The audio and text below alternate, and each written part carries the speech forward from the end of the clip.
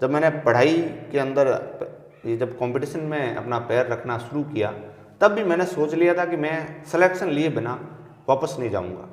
मैंने बीएड के दौरान, बीए के दौरान मतलब काम बहुत किया, क्योंकि हमारी फैमिली कंडीशन ऐसी रही है कि घर वाले सपोर्ट कम ही करते हैं। मेरे खास दोस्तों की भी शादी रही, लेकिन मैंने उनको मना कर दिया, मैं नहीं आ सकता। रीज़न आप कुछ भी समझिए, जब तक तैयारी करूंगा तब तक मैं किसी से कोई ताल्लुकात नहीं। और उस दौरान मेरा नेट जेआरएफ हो गया। तो नेट जेआरएफ होने से ही मुझे इतना कॉन्फिडेंस आ गया कि मैं 5 साल तक एकदम सिक्योर हूँ। तो एक बेरोजगार के लिए सर्वप्रथम जब नौकरी लगते हैं तो उसकी जो फीलिंग्स, उसका जो अनुभव है, उसे शब्दों में बयान नहीं कर सकते। प्रयासों के बिना मेहनत के आज तक किसी को भी सफलता नहीं मिली। यदि मिलती है तो सरकार उन्हें बाहर करने के लिए अब बहुत सारी योजनाएं। नमस्कार दोस्तों, मैं हूं कपिल। केपी टेक्निकल के यूट्यूब प्लेटफॉर्म पे आपका स्वागत, अभिनंदन है। आज के हमारे स्टूडियो में श्रीमान ईदे खान जी सर हैं। मोस्ट वेलकम सर आपका। सर का जो जीवन परिचय देने से पहले बताते हैं, सर का जो सफर रहा है, संघर्ष से सफलता तक का जो सर का सफर रहा है, उसमें अनेकों उतार चढ़ाव आया है। सर एक किसान परिवार से बिलोंग करते हैं। सर का सबसे पहले एसआई की भर्ती में रिटर्न क्लियर हुआ, उसके बाद में सर का सेकंड ग्रेड की जो वैकेंसी में सर का एग्जाम क्लियर हुआ, उसके बाद में सेकंड ग्रेड सर ने ज्वाइनिंग भी करी, उसके बाद में सर का व्याख्याता के अंदर सिलेक्शन हुआ। तो सर से सर के बारे में सर का जीवन परिचय हम जानेंगे। हाँ सर, हमारे व्यूवर्स को आप अपना जीवन परिचय बताइए सर। पहले तो मेरा भी आपको नमस्कार। सर्वप्रथम मैं अपना जीवन परिचय शुरू करूं। हालांकि आप लोगों ने बताया कि मैं मेरे इसी विद्यालय में कार्यरत हूं, मेरे गांव में फलसूंड में कार्यरत हूं। मैंने अपनी स्कूली शिक्षा 5वीं 6वीं तक तो मैंने गवर्नमेंट स्कूल में अध्ययन किया, और उसके बाद मेरा निजी शिक्षण संस्थान में प्रवेश दिलवाया। तो मेरा वहाँ से काफ़ी इम्प्रूवमेंट हुआ, और फिर मैं 10वीं बोर्ड में उस समय जब 2009 के अंदर मैंने पास आउट हुए, तो 2009 के अंदर कोई बड़े परसेंटेज भी नहीं बने, 60 पॉइंट कुछ ऐसे बने। उसके बाद 12th मैंने सीनियर स्कूल से यानी गवर्नमेंट स्कूल से ही किया। जिस स्कूल में मैं आज अध्ययनरत हूँ या पढ़ा रहा हूँ, वहीं मैंने स्कूलिंग की थी 11th 12th। उसके बाद हमारे यहाँ गांव में कोई माहौल नहीं था एजुकेशन का, मैं मोटिवेट करने का कोई माहौल नहीं था, इसलिए मैं यहाँ से हमारे नज़दीकी शहर जोधपुर चला गया। वहाँ से मैंने जयनारायण व्यास विश्वविद्यालय से बीए की डिग्री की रेगुलर। उसके बाद बीएड की मौलाना आज़ाद मुस्लिम टीचर्स ट्रेनिंग कॉलेज से, और उसके बाद बीएड होने के बाद हमें लगता है कि हमें अब नौकरी ज्वाइन करनी चाहिए, नौकरी की तैयारी करनी चाहिए। तो फिर उस नौकरी की तलाश में हम बड़े शहर यानी महानगर जयपुर में चले गए। वहाँ पर हमने रीट की कोचिंग शुरू की, और उसी समय 2018 के अंदर रीट की 54,000 की वैकेंसी आई हुई थी। और रीट की वैकेंसी के साथ साथ मैंने एमए के अंदर राजस्थान विश्वविद्यालय में प्रवेश ले लिया, और वहाँ पर मैंने अपनी कोचिंग स्टार्ट कर दी। उस दौरान सर आपका नेट और जेआरएफ में भी सिलेक्शन हो गया? नहीं, मेरा रीट कोचिंग के बाद जब मैंने 2017 और 2018 फरवरी का मैंने रीट का एग्ज़ाम दिया, तो हमारी उस समय की स्टडी जो रही है बड़ी संघर्षशील रही है। एक तो बड़े शहर के अंदर एडजस्ट कर पाना, वहाँ की हवा, आबो हवा को सहन कर पाना, ये हमारे लिए थोड़ा कठिन था। गांव के एक देहाती लड़के के लिए महानगर में कैसे रहना होता है, ये मेरे लिए थोड़ा कठिन बीता। फिर भी मैंने कोशिश की और मैंने एडजस्ट किया, और 6 महीने की अथक प्रयासों के बावजूद भी मेरा जब चयन नहीं हुआ तो मुझे निराशा हाथ लगी। फिर मैं खुद डीमोटिवेट हुआ, और मुझे लगा कि मैं 54,000 की वैकेंसी में यदि सेलेक्ट नहीं हो पा रहा हूँ तो मैं आने वाली सेकंड ग्रेड, फर्स्ट ग्रेड की कुछ पदों पर आने वाली भर्ती में कैसे सेलेक्ट हो पाऊँ। लेकिन मैंने हिम्मत नहीं हारी, और मैं सेकंड ग्रेड हिंदी से तैयारी करने के लिए जोधपुर आ गया। जोधपुर आने के दौरान मैंने हमारे गुरुजी यादव सर, जो पथ सफलता का नाम से कोचिंग चलाते हैं, वहाँ मैंने सेकंड ग्रेड की हिंदी की कोचिंग ज्वाइन कर दी। मात्र 6 महीने मैंने कोचिंग की, और सिर्फ सब्जेक्ट की कोचिंग की। बाकी हिंदी नहीं, जीके तो मैंने सेल्फ ही किया। सारी किताबें इधर उधर टटोली, क्वेश्चन पेपर देखे, पुराने प्रश्न पत्र देखे, हर स्टेट के हो चाहे जितना भी मतलब जिससे रिलेटेड मेरा सब्जेक्ट था, वो सारी की सारी चीज़ें मैंने खुद सेल्फ स्टडी से क्लियर की। सब्जेक्ट मेरा मजबूत हो गया, और मैंने सेकंड ग्रेड का एग्ज़ाम दे दिया नवंबर 2018 में। और मैं फ्री हो गया। मुझे लगा अब हो जाएगा, लेकिन जब तक फाइनल चयन नहीं हो तब तक मैंने कभी आराम नहीं किया। यानी तुरंत ही सेकंड ग्रेड संस्कृत विभाग की वैकेंसी आई हुई थी, तो उसमें मैंने अपना फॉर्म भर दिया और मैं वापस तैयारी के अंदर सेल्फ ही तैयारी में जुट गया और वापस लाइब्रेरी ज्वाइन कर ली। तो लगभग फरवरी मार्च, अब मुझे एग्जैक्ट याद नहीं है कब एग्ज़ाम लगी, सेकंड ग्रेड का संस्कृत विभाग का एग्ज़ाम दिया तो मैं इतना कॉन्फिडेंटली हो गया कि मेरा सिलेक्शन अब फाइनल है। मात्र 62 या 60 पोस्ट थी और हुआ भी, अंतिम चयन नहीं हुआ लेकिन प्रोविजनल हुआ। और उस दौरान मेरा नेट जेआरएफ हो गया। तो नेट जेआरएफ होने से ही मुझे इतना कॉन्फिडेंस आ गया कि मैं 5 साल तक एकदम सिक्योर हूँ और 5 साल तक मुझे सरकार द्वारा लगभग 36-37 हज़ार रुपये जो स्कॉलरशिप मिलती है, उस स्कॉलरशिप को लेते हुए मैं अध्ययन करता रहूँगा। तो उस दौरान एक ग्रामीण परिवेश से आना और नेट जेआरएफ जैसे बड़े एग्जाम को क्वालिफाई करना, उसमें आपका क्या अनुभव था? अनुभव सर कुछ नहीं रहा, मतलब सेकंड ग्रेड की कोचिंग की तो सब्जेक्ट मेरा मजबूत हो गया, जीके मैंने सेल्फ से मजबूत किया। बाकी मेरा पहला अटेम्प्ट था नेट, और मुझे खुद को भी नहीं पता था कि नेट से क्या होना है, पीएचडी करनी होती है, जेआरएफ मिलती है, मुझे खुद को भी आइडिया नहीं था। लेकिन कोचिंग के दौरान थोड़ा बहुत ये आइडिया मिल गया था कि फॉर्म भर दो और हो सके तो एग्ज़ाम देना। मैंने स्पेशली नेट क्वालिफाई करने के लिए एग्ज़ाम दिया ही नहीं, मतलब यूँ ही दे दिया एग्ज़ाम, और मेरा सब्जेक्ट अच्छा था इसलिए मेरा नेट क्लियर हो गया, नहीं जेआरएफ क्लियर हो गया। तब मुझे लगा कि मैं मतलब सरकारी नौकरी के लिए तो बना हूँ, तब मेरे को और कॉन्फिडेंट आया और मैंने आगे फर्स्ट ग्रेड की तैयारी शुरू कर दी। इसी दौरान सर आपका एसआई में भी रिटर्न क्लियर हो गया था? बिल्कुल सर, इसी दौरान जब सेकंड ग्रेड का एग्ज़ाम हुआ तो सेकंड ग्रेड के एग्ज़ाम के शायद 1-2 महीने पहले या बाद में, अब एग्जैक्ट याद नहीं है, मैंने एसआई भर्ती परीक्षा भी दी और उसमें मेरा रिटर्न एग्ज़ाम क्लियर हुआ। हालांकि फिजिकल के लिए मैं क्वालिफाई नहीं हुआ, नंबर बहुत अच्छे थे और फिजिकल के लिए मैं आउट हो गया। अच्छा, असफलता से ही सफलता मिलती है, आज सर से साक्षात्कार करके हमें ये अनुभव हो रहा है। उसके बाद में सर आपका सेकंड ग्रेड का रिजल्ट आया, आपका सिलेक्शन हुआ, फिर आपको अजमेर में ज्वाइनिंग मिली, तो हमारे व्यूअर्स को उसके बारे में थोड़ा अवगत कराइए। देखो, एक बेरोजगार के लिए सर्वप्रथम जब नौकरी लगते हैं तो उसकी जो फीलिंग्स, उसका जो अनुभव है, उसे शब्दों में बयान नहीं कर सकते। हमारे गुरुजी कहा करते थे, जब भी आप रिजल्ट देखो और रिजल्ट के अंदर रोल नंबर डालते ही आपके सामने, स्क्रीन के सामने जब आपके रोल नंबर आ जाए तो आपको जो फीलिंग होती है उस दुनिया के अंदर वैसी कोई फीलिंग्स नहीं। क्योंकि एक बेरोजगार के लिए मुझे लगता है सबसे बेस्ट फीलिंग वही है। जब मेरा सर्वप्रथम सिलेक्शन हुआ तो मैं घर पर ही था और मेरे सारे परिवार के सदस्य वहाँ मौजूद ही थे। उसी समय 9-1 बजे रिजल्ट आया तो मुझे बहुत खुशी हुई, सारे परिवार वालों ने मिलकर बधाइयाँ दी। और फिर मेरा सिलेक्शन होने के बाद मुझे फर्स्ट ज्वाइनिंग अजमेर, जो ब्यावर के आसपास है, ब्यावर के पास जवाजा के अंदर मुझे पोस्टिंग मिली। थोड़ा डिफ़िकल्ट एरिया था लेकिन मैंने एडजस्ट किया और मुझे जब ज्वाइन किया तो मेरे को पता था कि मेरा फर्स्ट ग्रेड में फाइनल सिलेक्शन हो जाएगा। उसी दौरान प्रोविजनल भी आ गया, कोरोना था और प्रोविजनल रिजल्ट आ रखा था फर्स्ट ग्रेड का, तो मुझे ये यकीन था कि अब मैं यहाँ से घर जाऊँगा। तो एक मन में यही थी धारणा कि अब मुझे घर जाना ही है, 6 महीने एक तरह से वनवास है, उस वनवास से फ्री होकर गाँव जाना। बहुत बढ़िया। अजमेर के अंदर फेमस दरगाह भी है, वहाँ पे आपका सिलेक्शन हुआ, जो आपके समाज में एक बड़ा दृश्य है सर। बहुत से लोग दूर से दरगाह में दर्शन के लिए आते हैं। उस अजमेर में जहाँ पे आरपीएससी भी है, ज्वाइनिंग हुआ तो अपने आप में एक बहुत बड़ी बात है। उसके बाद में सर आपका फर्स्ट ग्रेड में भी सिलेक्शन हुआ? हाँ, मेरा वैसे जब ज्वाइन किया उससे पहले ही मैंने एग्ज़ाम वगैरह दे रखे थे। ये रिज़ल्ट क्या, हमारा राजस्थान का थोड़ा सिस्टम ही ऐसा है, यूपीएससी की तर्ज पर नहीं है। रिज़ल्ट एग्ज़ाम आज दिया और रिज़ल्ट 12 महीने बाद सुनाएंगे, तब तक इंसान कहाँ से कहाँ चला जाता है। तो मेरा फर्स्ट ग्रेड का रिज़ल्ट भी थोड़ा लेट आता है, मतलब 12-1 महीने लेट हो जाती है, तब तक मैं ज्वाइन कर लेता हूँ। और मैं जिस आरपीएससी में मतलब साक्षात नहीं डॉक्यूमेंट वेरिफिकेशन करवा कर आया और जिस जगह हम दरगाह जाते हैं और उसी जगह मुझे आज ज्वाइनिंग मिलती है सेकंड ग्रेड में, तो मेरे लिए एक अपूर्व अनुभव था। और फिर बाद में जब फर्स्ट ग्रेड में हो जाता है तो फिर हम हमारे नज़दीकी सवों की बेरी आकर पोस्टेड हो जाते हैं। सावों की बेरी के बाद में आपके अपने गांव में आपको पोस्टेड हुए, फलसून के अंदर ही आप फर्स्ट ग्रेड व्याख्याता अनुभव हुए अपने गांव में, अपने दोस्तों के साथ में, अपने मित्र के साथ में, अपने जो भाई बंधु है, छोटे भाई बहन है, उनके साथ में आप उनको अपना टीचिंग अनुभव दे रहे हो, तो आपको कैसा महसूस हो रहा है? ये तो मुझे अच्छा ही लगता है कि हमारी सोसाइटी के अंदर एजुकेशन के अंदर बहुत ज़्यादा पिछड़ापन है, ये मैं मानता हूँ। और मेरे शायद घरों में भी ऐसा कोई मेरे से ज़्यादा पढ़ा लिखा है ही नहीं, ना आज तक हुआ है।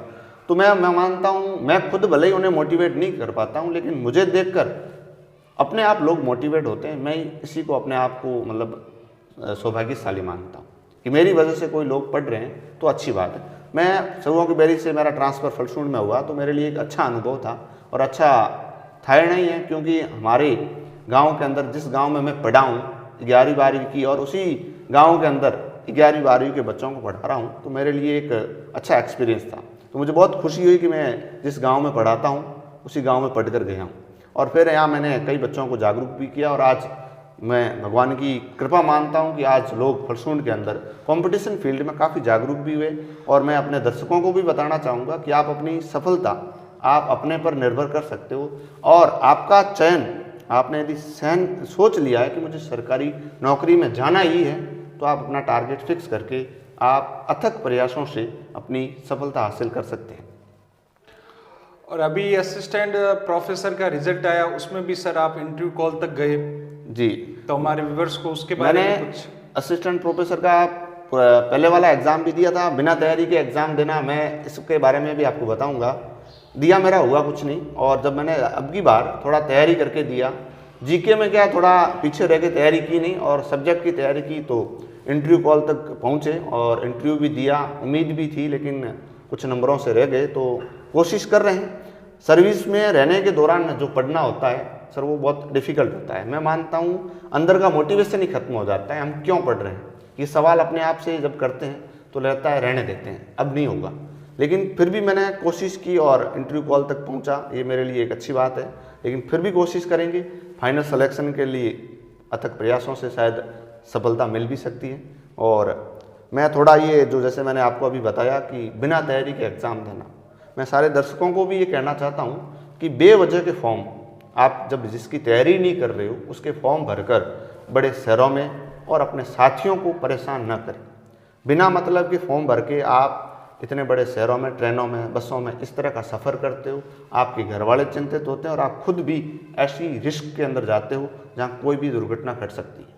इसलिए बेवजह के फॉर्म भरने से बचें, और जो आपने फिक्स कर रखा है टारगेट, उसी टारगेट को आप अचीव करने के लिए आप अपने पूरे प्रयास लगाएं।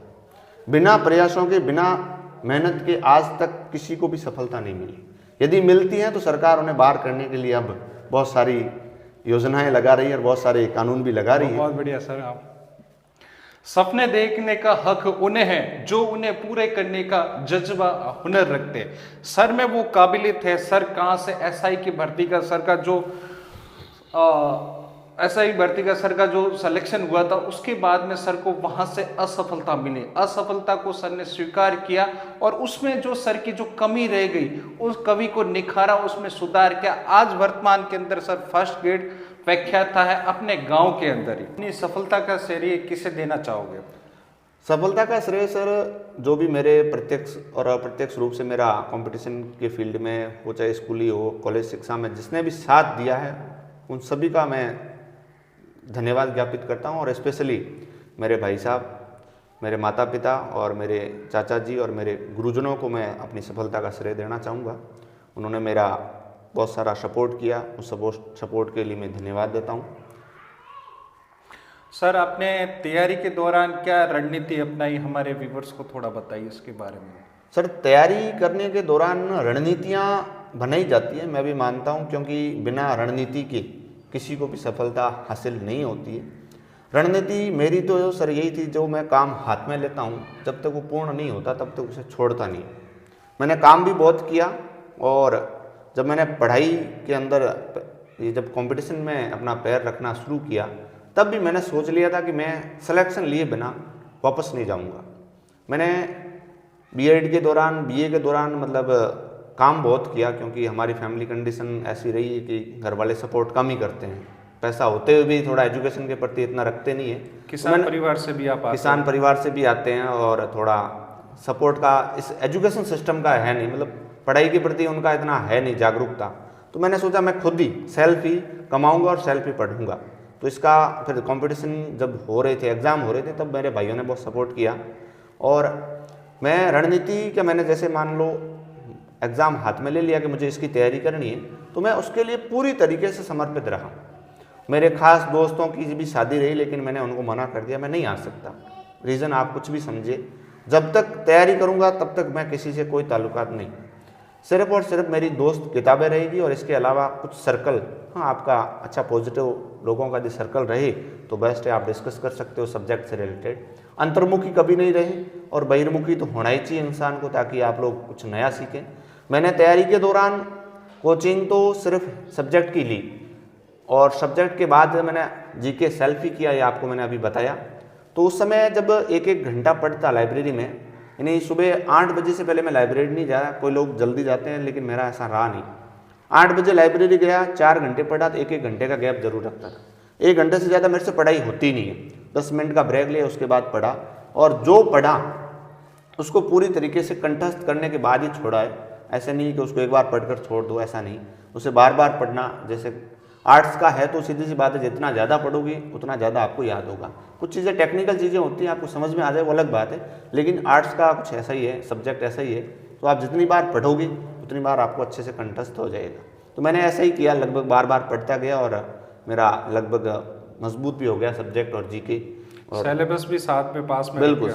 मैं तो ये अभ्यर्थियों को सलाह दूंगा, जितना जिसकी कोचिंग कर रहे हो या जिसकी तैयारी कर रहे हो, सर्वप्रथम आपका ये प्रयास रहना चाहिए कि आपके पास सिलेबस होना चाहिए। आपकी टेबल पर सबसे पहले सिलेबस हो, तभी आप उसको पढ़ोगे, वरना इतना जीके मटेरियली सिलेक्टिव होना चाहिए। बिल्कुल मटेरियल सिलेक्टेड होना चाहिए, और एग्जाम से पहले 4-5 महीने पहले आपको कंफर्म कर देना चाहिए कि यही मटेरियल मैं एग्जाम तक पढ़ूंगा।